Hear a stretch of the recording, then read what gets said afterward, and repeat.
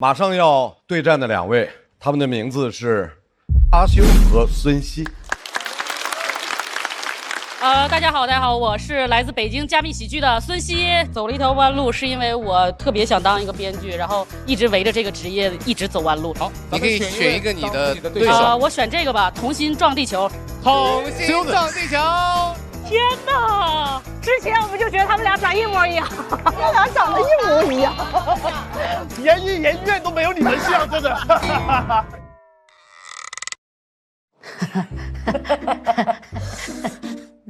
其实有一点点尴尬了，就是并不希望遇到。之前他们就逗我们俩，说我们俩站在一起就会消消乐，然后现在选到一起，感觉真的就要消消乐。因为我们身高也是一模一样，1米53。我们俱乐部的人跟我说我们两个不管谁赢啊，都是战胜了自己。带着这张脸走下去吧。好的，我们弥补了这个双胞胎的空缺。谢谢这两位双胞胎。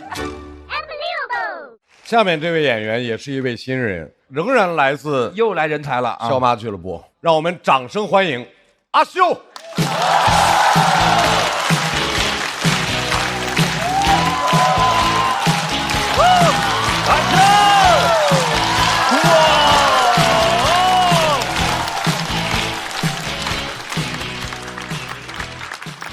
嗨，大家好，嗨，哈哈，哎呀，大家好，我自我介绍一下啊，我叫阿修，然后我是一个女演员。说实话，我之前没有想过要介绍的，是我碰到一次观众在长沙，他很热情，看到我就是长沙话，他跟我说：“喂，伢子，这是长沙话嘛？如果要准确的翻译成普通话，他应该叫嘿。”男孩，你还可以，声音也很有特色呀，像女孩。我尬住了，我说我就是女孩。他说哦，啊，一直都是吗？什么鬼？在俱乐部也是一样的。前阵子我们搞38妇女节，说的很好听哦。说我们给所有女演员都买了东西，哼，让我去搬东西。你们真的不能理解我在俱乐部是一个什么身份。我经常碰到的事情啊，是男生过来问我女生为什么这么想，女生过来问我男生为什么这么做，我夹在中间，感觉自己像个 translator。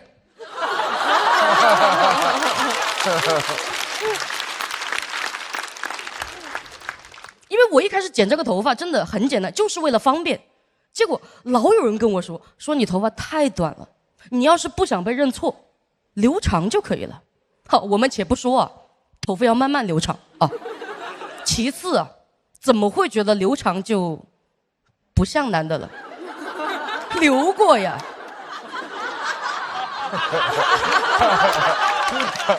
我这个头发稍微长一点，我只会更像王建国。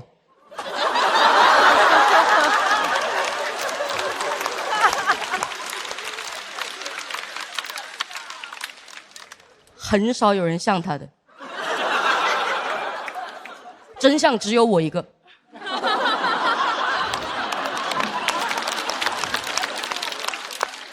哎，其实没有那么像，没有那么像，但我就是喜欢讲，纯蹭。我是这么想的，别人说你像男的可以，但不能白像。想吃一点男性红利，想吃，经常这么想。我上次去理发，我一搜理发团购券，就看见男士洗剪吹19.9块，女士洗剪吹39.9块，凭什么呢？你算一下，你买2张男士也还比女士便宜1毛钱，什么意思？2Y 加0.1等于 X。求 X 该怎么办？蹭。我一开始想迂回一下，我打电话给商家，我说如果一个男的头发又长又厚，理发多少钱？他说19块9。我说那这样，那如果一个男的戴假发多少钱？他说19块9。我没话讲了。他说我们这边男士就是统一价格，您还有什么问题吗？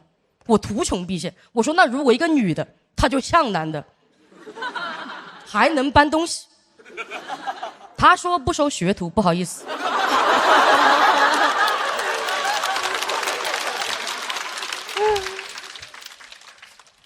我有点生气了，我想硬装一把。我的计划是这样啊，走这家店，如果别人说您好美女，直接走，认出来了。得是那种一走过去，他说您好，您好，才可以。然后进去之后啊，不说话，问我什么我不说话。结账的时候掏出2维码，因为是我最低沉的声音了，这是我的计划。然后我走到家店，他说您好，请进。我就坐下来，然后他说想做什么发型啊，美女。你早这么说我都不会进来，但人一急啊，真不会说话。我说你怎么不早说我美啊？他沉默了，我付了原价。当时我才意识到，我还是有一些不可忽视的女性特征，脸皮薄。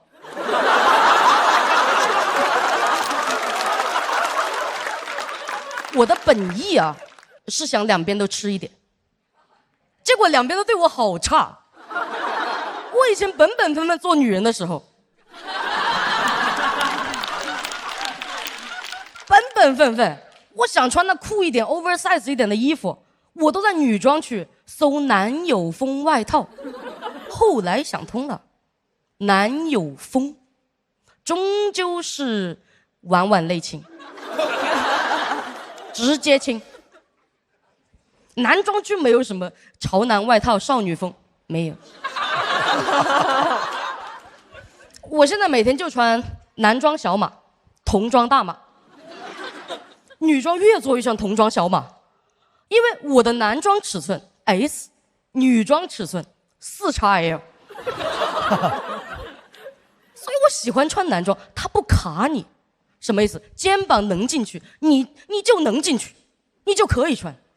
那女装是什么？套上肩膀，告诉你人还有腰。他上半身卡腰，下半身卡胯，背对背卡胯。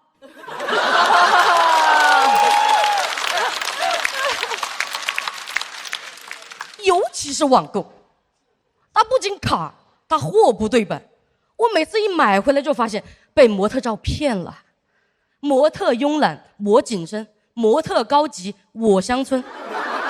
又紧又香，衣锦还乡。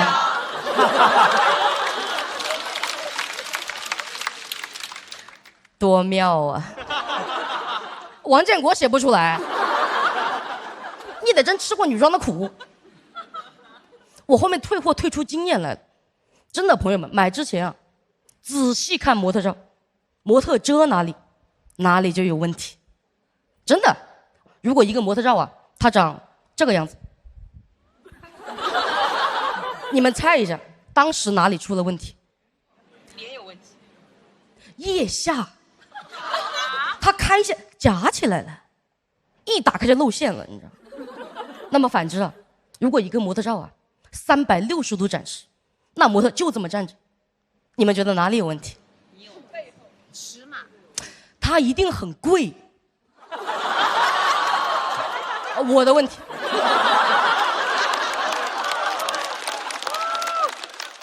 但我还是真的很不爽，我去问了一个做服装的朋友，我说为什么会这样？他说是这样的，做男装啊，追求的是舒适，是性价比高；做女装呢，追求的是曲线，是一个人2道弯。我说什么东西？一个人2道弯，美元？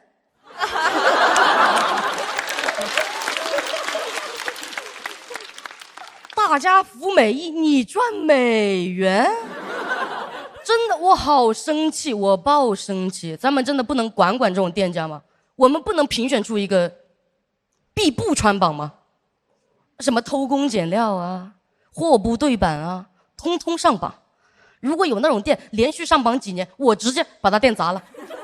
我不信这个衣服这么难做，我把店砸了，进去踩缝纫机，我给大家做衣服。讲到这儿，感谢大家，感谢。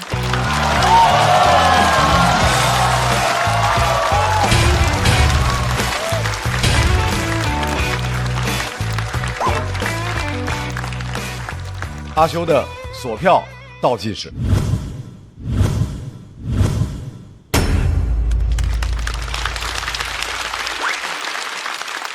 阿修说脱口秀说了有多久？将近三年多。这个段子在线下的反应是不是也非常好？长沙观众比较给面子，在长沙还行。就是我记得我之前好像看过一个，就是类似于说你要买一个东西，但是你用不同的话术去描述它，你搜索出来的价格好像是不一样的。怎么讲？比如说我要买一个瑜伽垫，但如果你搜工业店，它就非常非常之便宜。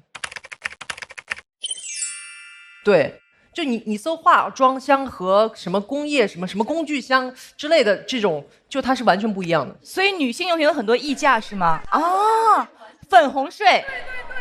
对，所以我特别喜欢这一篇，就是你不觉得他用一个女性的角度讲了我们很多女性会面临的很多困境，但是我们已经被洗脑的已经觉得习以为常了。我认为我好像付这个价格，它就是理所应当。我从来没有想过还有别的方法。这个是一个完整的段子吗？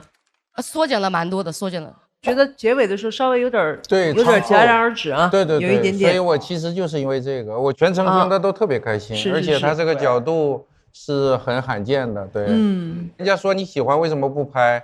其实我就感觉你们有可能有这样一个情况，就是说巡演的时候或线下演的时候，一个20分钟的段子。而且打磨得非常好，然后到这个节目里来，因为不给这么长篇幅，调整成10分钟左右的时候，收尾收在一个戛然而止的地方，但是你可能自己并不感觉。我的问题？不是，是我们俩共同的问题。对，我的问题大一些。我们的羁绊是吗？这是。真的是一场非常好的演出，再次谢谢阿修。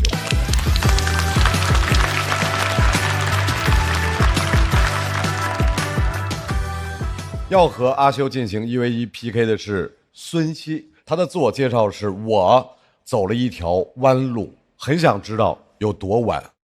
来，掌声欢迎孙熙。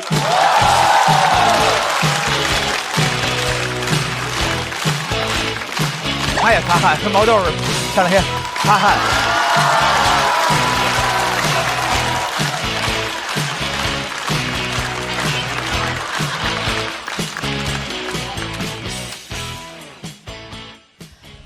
大家好，我叫孙熙啊，相信你们也能看出来，我也是一个男装的爱好者。自我介绍一下，我之前是学法律专业的，然后爸妈一直想把我培养成一个律师，但我这个人呢，从小就很文艺，梦想是当编剧，为此就和爸妈争吵过好多年。后来我终于下定决心辞职，去了北京，找了一家影视公司，做了一个法务。我爸妈听完都懵了，这孩子叛逆归叛逆，还挺有分寸感的啊。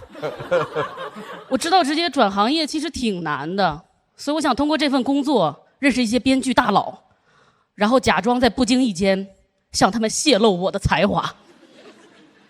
计划真的挺美好的，但真的工作以后才发现啊，一个人真的很难在改合同的时候泄露编剧才华。我总不能改着合同，突然就加进去一个凄美的爱情故事，结尾再补上一句本合同纯属虚构吧。然后这个时候经理就冲过来问我说：“你怎么不按照合同模板写？”我说：“大家早就看腻那些套路了，是时候开创一些新的类型，突破民法典对我们的束缚。”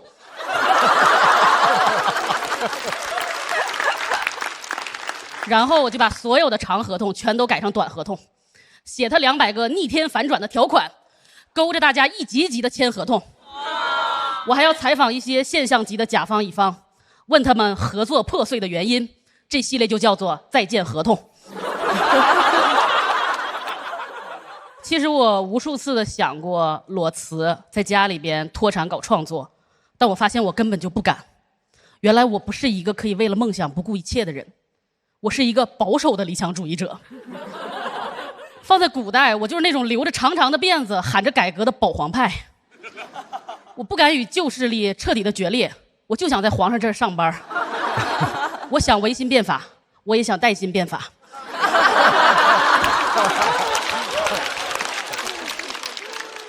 有一本世界名著叫《月亮与六便士》，也激励不到我。就那本书用月亮代指人间的理想，用六便士比喻物质生活。在男主人公看来，遍地都是六便士，他只看到月亮。但是在我眼里，这六便士我今天要是不捡，别人可就捡走了呀。所以我就只能安慰我自己，白天捡六便士，晚上看月亮。可是我真的工作以后才发现，我是白天捡3便士，晚上捡3便士。我捡的是996便士。而且你知道吗？6便士在北京很容易就花完了，所以我的生活真的就很窘迫。我没有时间看月亮，但我经常能感受到月光。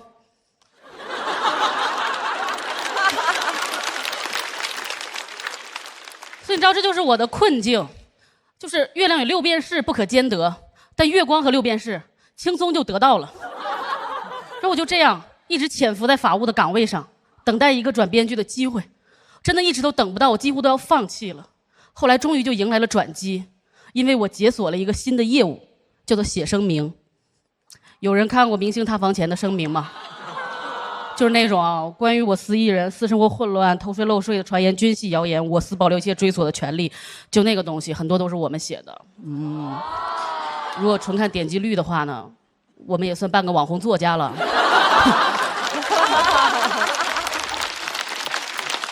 就经常会有人好奇问说，公司声明到底有没有法律强制效力啊？坦诚的说呢，基本没有。还会有人好奇问说，那公司声明都是真的吗？坦诚的说呢，这事儿就没法坦诚的说。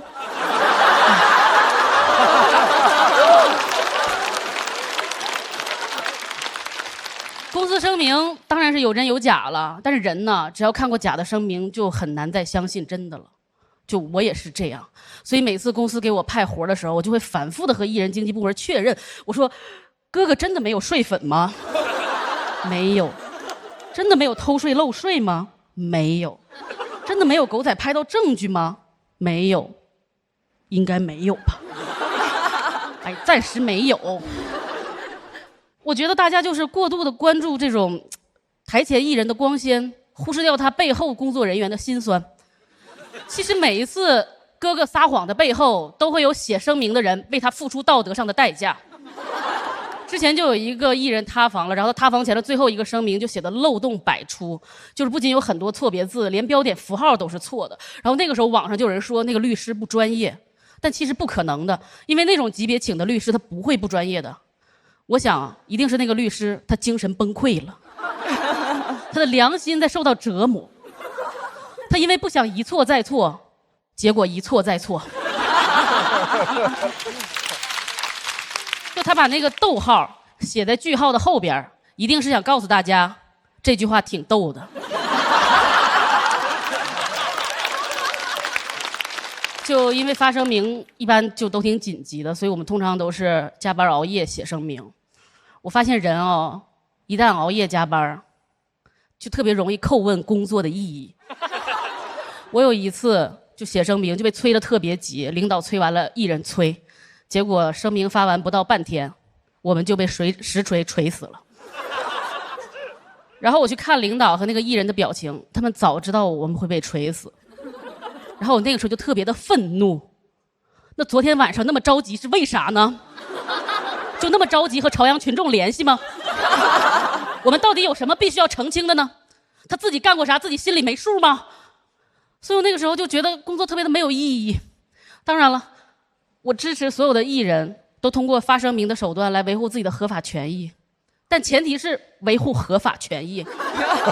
就是娱乐圈里可不可以达成一个共识，就是说并不是谁发声明谁就在理，就是你发那种虚假的声明真的没有意义，你只是在摧残你的法务。而且我每次都要特别刻板的写上一句无意占用公共资源。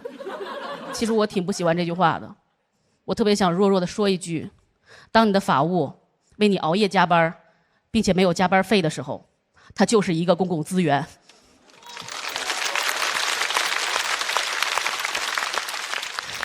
所以现在出于我自己的职业原因，我只佩服2种艺人，一种就是那种以身作则、遵纪守法的艺人，另外一种艺人就是那种塌了房以后绝不发声明，但也绝不沉默，就自己一个人在微博上一通乱喷，怼天怼地，丑态百出，然后道歉，最后退圈的那种艺人。别人眼里他是个疯子，在我眼里他是条汉子。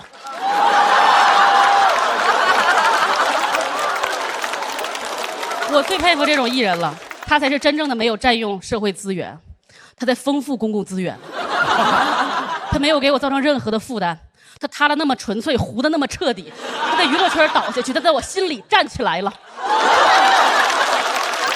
我特别想和他说，你做人不怎么样，但你对我是真的好呀。所以就是希望每一个艺人都可以自己承担自己的错误，毕竟老话说得好嘛，一人做事一人担。当然我也必须要坦诚的说，虽然我在这里吐槽了挺狠的，但其实公司给我派声明的活儿我都干得挺认真的。你们也知道嘛，我做人虽然叛逆，但很有分寸感。然后我有一次就是因为声明写的实在是太好了，就得到了我公司大领导在公司群里的通报表扬。那一刻我就知道自己成功了，一个人就是可以在做法务的同时泄露自己的编剧才华。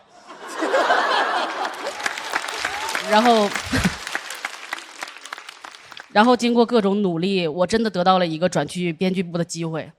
就在等这个转岗手续的时候，我们公司精心筹备的电影就上映了。那个电影项目我一直想参加，但他们不让。上映以后，豆瓣评分2.9，网上都骂惨了，甚至有一个特别高赞的评论说应该枪毙那个编剧。你知道，当我看完这句话之后，我这么多年的委屈和不甘通通释怀了。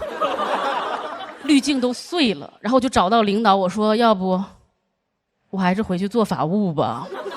网上虽然没有人夸我，但也没有人要杀我呀。讲到这里，谢谢大家，我是爱走弯路的孙熙。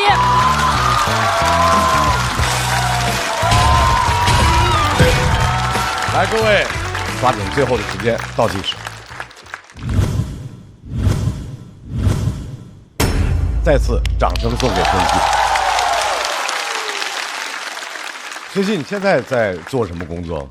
其实我去年还在找法务的工作，然后后来有一个神奇的俱乐部融到了一笔钱，然后他的老板说你要不过来跟我搞脱口秀吧，然后我就又跟他搞脱口秀了。所以孙熙，你加起来说脱口秀有多长时间？就是完全加起来大概是1年多一点点吧。厉害厉害厉害厉害就是厉害厉害！他写稿的那个中间，比如说同样一个词哈，然后再重复一遍，意味深长，完全又是另外一个意思。这是我觉得，哎，这回是第一次听见这种方式，是吧？这么出梗的，其实特别棒。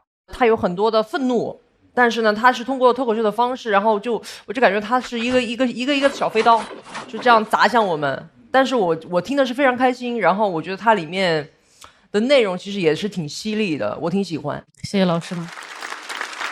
从文艺创作角度，有内心纠结的东西更容易出东西。对啊，那我特别纠结啊。对对对，所以我们一直听的是你的那个为了生存找了一个工作，这个工作实际上你事先也分辨不了他们要你写的是真的还是假的。你经历这个，但是跟这个叫什么生存和道德这个困境吧。对。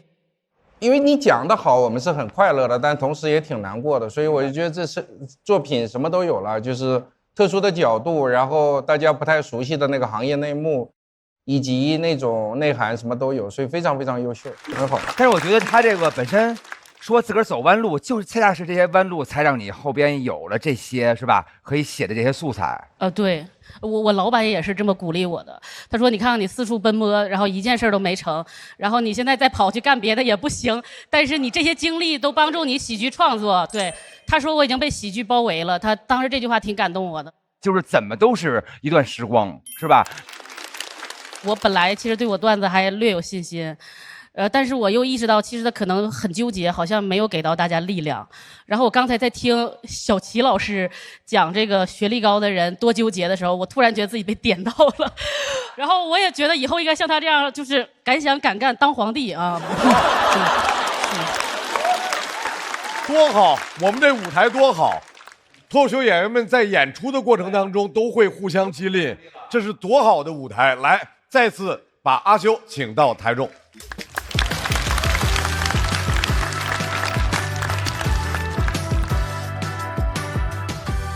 我们先来看一下台上4位给出的票数，30对40。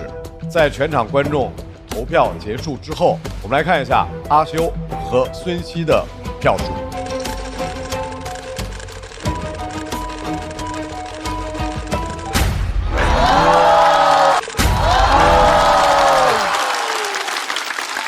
孙熙226票，成功的进入到晋级区。阿修206票，需要在待定区稍作等待。把掌声送给2位。我说啥来着？一点事儿没有吗？没有。我说啥来着？谢谢。我说啥来着？谢谢大家的支持。